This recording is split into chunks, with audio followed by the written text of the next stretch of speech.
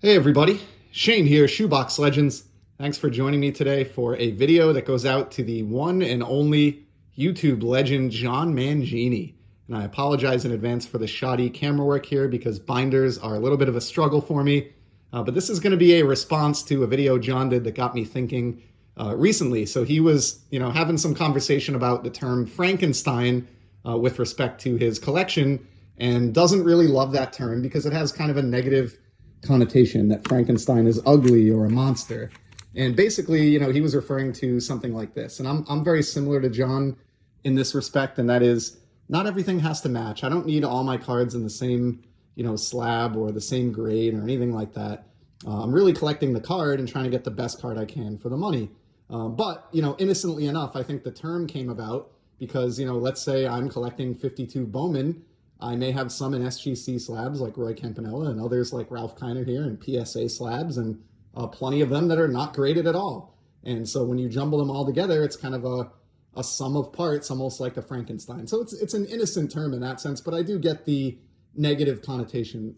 However, there's one exception that I don't know if John's aware of, but I'm sure some who watch my channel frequently have seen this before, but it's been a while since I covered it, where I feel like I embrace the word Frankenstein, and it's my buyback Franken-set. So this Wally Moon here is an example of a buyback card from Topps. This was issued in 1963. It was bought back by Topps, and then in 2012 it was stamped with this gold stamp and issued as a box topper in 2012 Topps Heritage, amazing unibrow and all. So this is a buyback card. There's many different programs they've done over the years. I'm not going to cover them all right here during the intro, but I got into collecting these years ago. I love collecting them. The problem became, how do I display and store and enjoy them? Because there's really no official information that exists out there about these buybacks. Nobody knows how many were made of any one card. There's certainly cards that weren't done in buyback form at all. Others, there could be plenty. It's just all over the map. So really, you can't collect these with any consistency, or you can't be a completist. Like if I wanted to do a Wally Moon player run of buybacks, probably doesn't exist. Or if I tried to complete a 1963 Topps complete set in buyback format, it would never happen in a million years. There are superstars and high number short prints that just don't even exist. It would be an impossible task. So was putting some thought into how can I enjoy these, and I came up with the idea of a Franken-set, the buyback Franken-set, which is stored in this binder in my office. And again, apologies for the camera work, but the idea here, this binder contains a complete Topps set, quote unquote, of cards 1 through 792, but they could be from any year in the history of Topps flagship. So the first 3 cards in the Franken-set are from 1990 Topps, but their card numbers 1 through 3, 4 through 6. We got a nice Roger Clemens, a Pete Rose record breaker. And then here's cards 7 through 9. So I built out this binder. And anytime I would get a new buyback card in, even to this day, I would look through the binder, I would flip to that card number, and if I liked the new buyback better than the card that's in the binder, it goes into the binder and the existing card gets the boot, and it goes into, just another area where I store these buybacks in my collection. So over time, this set, cards 1 through 92, has just gotten better and better, and it's a representation of all the different Topps flagship sets across the eras. From the 50s all the way up to the 2010s, which I think is so cool. So you can see already on the first page, and we're going to flip through this. I'll do some close-up work so you can see some of these cards. But this is a Mark Fidrich numbered a 1 of 1 right in the middle there from 2016. So this thing has just gotten better and better with time. You can see closing. I apologize for the glare. Tony Gwynn. There's probably a Hall of Famer on just about every page in here. And here's like a spot where I don't have a buyback yet. That's number 18, so that's an empty slot. This is a work in progress, but great Angels buyback there. Billy Cohen. And I'll just kind of move through these quickly, but Joe Morgan, Billy Martin. This thing has taken on a life of its own. I started this back in, I think, 2014 or 15, and it's just grown and improved over the years. How about a Willie McCovey Friendly Foes buyback? Seattle Pilots. It's just really cool that in one binder you're seeing all this Topps history and baseball history, and you've got Bert Blyleven on 93 Topps sharing a page with Roberto Clemente's final 1973 Topps issue. This one is a favorite of mine. I've shown it on the channel before, and here's the proof that I actually do keep it right in this binder. It resides in the Franken-set because those are the rules. I got Jim Cutt on the bottom here, Hall of Famer. Bill Lee, Spaceman. Just awesome stuff here. Kurt Flood. We've got leaders cards, you know, standalone cards, manager cards like Tony La Russa, the Kid, Gary Carter on that epic 1980. So really cool. I think I'm only missing a handful of numbers at this point. Of course, the project is never done because no matter what's in here, there's always the possibility that I could get a buyback that's even better than what's already in that slot. Check this one out. We got Tom Glavine there, Raleigh Fingers. Got that one from a friend of the channel, Brian, over at Hodges. Check this out. Hodges 1455, that is. We got a Pedro, the center, Buck Belters. So yeah, we'll just kind of take you through the binder here. There's my childhood favorite, Will Clark, on the 90 Topps design, no less. Love that one. And how about Ears, Don Mossy there? Shout out to Scott at Reindeer Studios. Yeah, 62, 87, and 74 all in a row. You know, just totally random. Bill Buckner, All-Star Rookie Trophy there. Jim Lomborg. Just killer stuff. So yeah, these are just tons of fun. There's a Rod Carew, Sandy Alomar. Yeah, these are the best buyback that I've come across so far at each number. Now, I have some I still need to process through. Great, always love that 76 Jerry Grote. Here's another Jim Cott, second one of those. Yeah, Hall of Famers abound. You have subset cards and highlight cards. This is a cool one. 65 Zoilo Versales, MVP that year, so that's an MVP year buyback. There's an awesome one. The Bo Jackson Future Stars, one of the best cards of the 1980s. I think many are in agreement there in buyback format. This is one of the first ones I ever got. Got a Doc Ellis in action, Ken Griffey Jr., Manny Sanguin, I love that card from 1970. Here's one of the earliest. 1957 is the first year that you can get a buyback card from, because prior to that, they were large, oversized cards that wouldn't have fit as inserts in modern Topps releases. So 57 would be the earliest buybacks that you can find as far as these stamped pack issued, you know, buybacks that we're talking about here. Here's a great one. We're number one from the 1969 champion Mets, featuring Nolan Ryan. So that one's a personal favorite of mine. Heritage box topper buyback. So yeah, just try to speed this up. Love this 92 Jack Clark with the green monster in the background. So yeah, you get the idea. Just over time, this binder just gets better and better, and it's kind of gotten pretty impressive at this point after, you know, 8 or 9 years of collecting these. We've got an Ichiro here. Rookie Cup buyback. How awesome is that? Frank Malzone. Like I said, manager cards. You name it. Let's look at a few more. Frank Thomas. One of the best of the 90s. Julio Franco. Greg Maddux. Just really cool. This is like how I would have kept cards in a binder as a kid too, you know, just kind of random. Not everything has to match. And yeah, there's a lot in here, so we'll try to speed along, keep this from being a 30-minute long video. Nice Robin Yount from 1980. Seattle Pilots, I'm a sucker for those. There's a Nolan Arenado I picked up recently, Rookie Cup.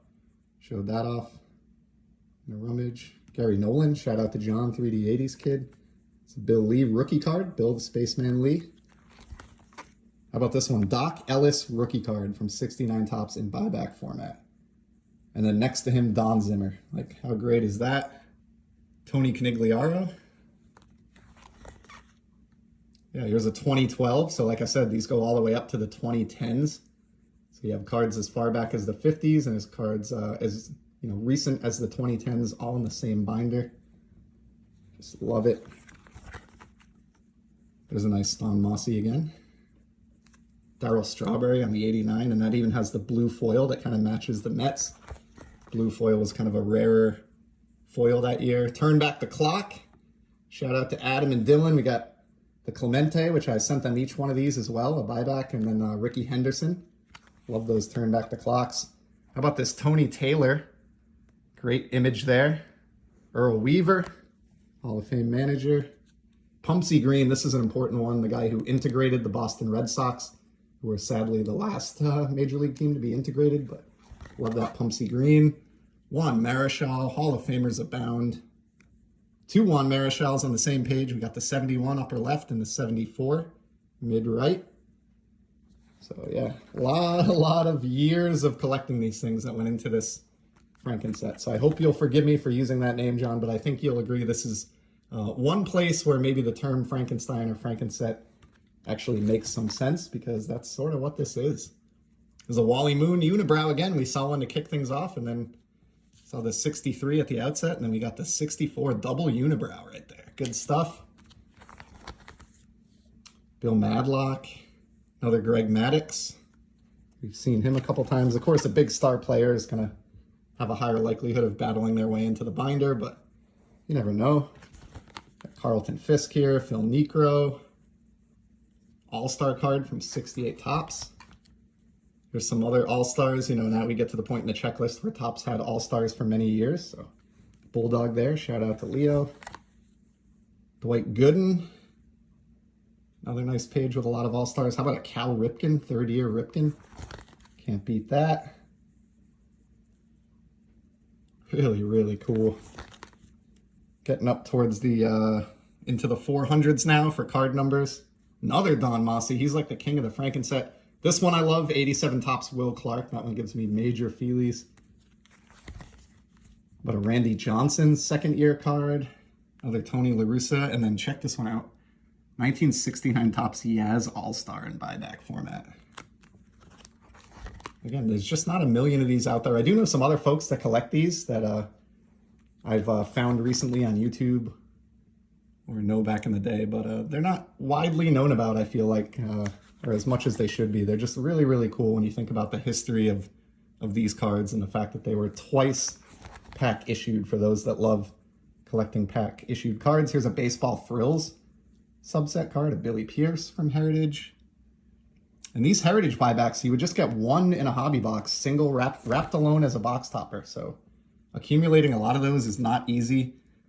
Check it out. It's shining through from the, or showing through from the page prior, but look at this page.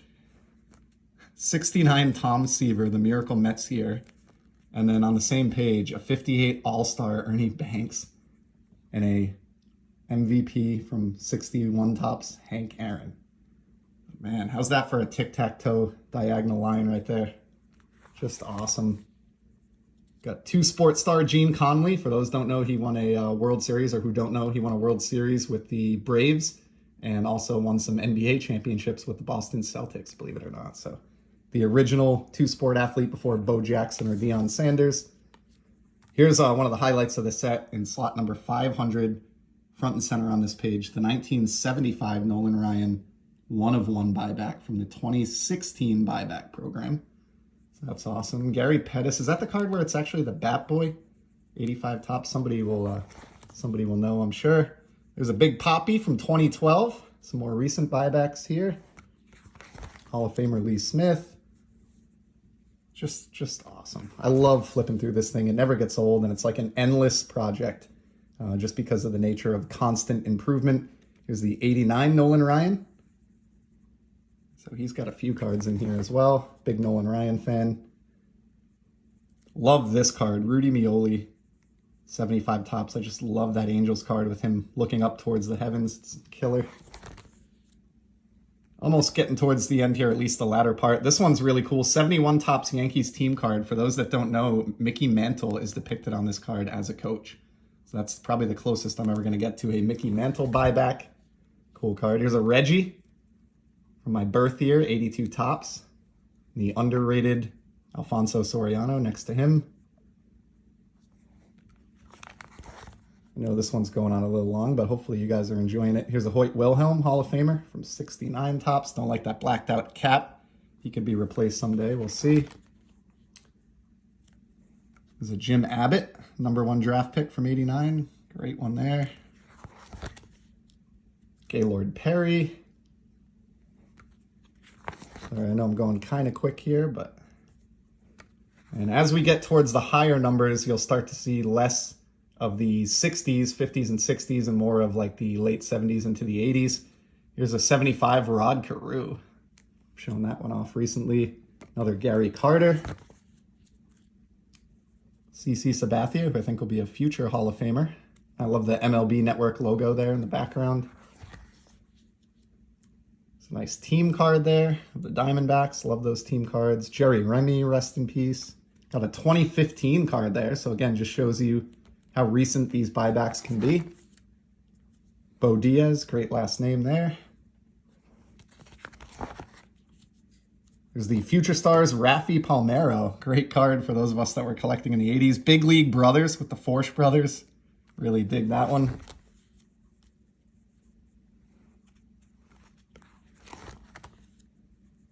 Lyman Bostock, interesting story. Some 90 Topps cards there. Davey Lopes. How about this one? The Turn Back the Clock Hank Aaron card.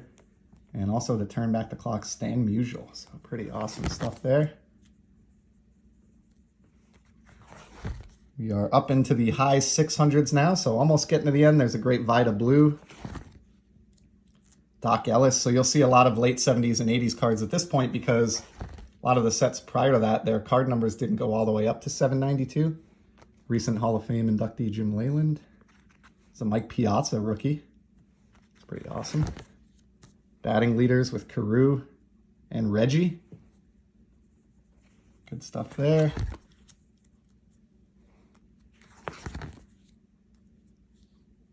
Got a Wilbur Wood. There's a cool Ricky Henderson there on the 87 Topps wood grain design. So even in this latter portion, still some Hall of Famers sneaking their way into the binder. Another Raffy, another Jerry Remy. There's the Larry Walker rookie card from 1990 Topps, Hall of Famer and former hockey player. Love Larry Walker.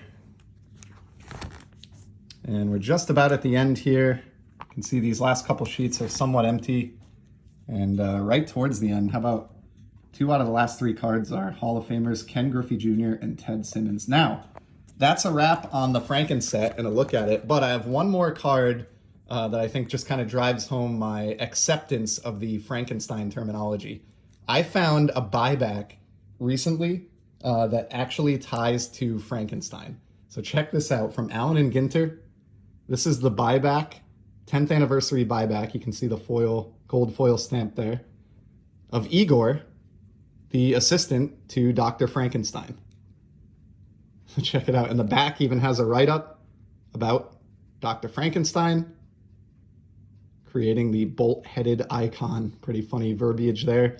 So I decided to pick this up so that my buyback Franken-set would have a assistant, Igor, to my Frankenstein. So I just thought that was a perfect card to keep and store with this binder. This is one of the most fun projects that I've had in the hobby.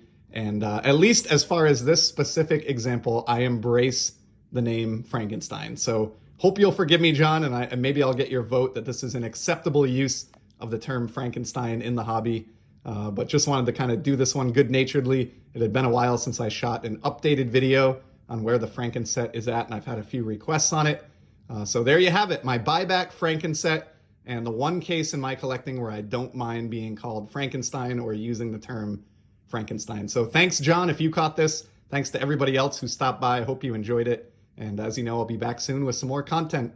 Till then, enjoy the hobby, everybody. See ya.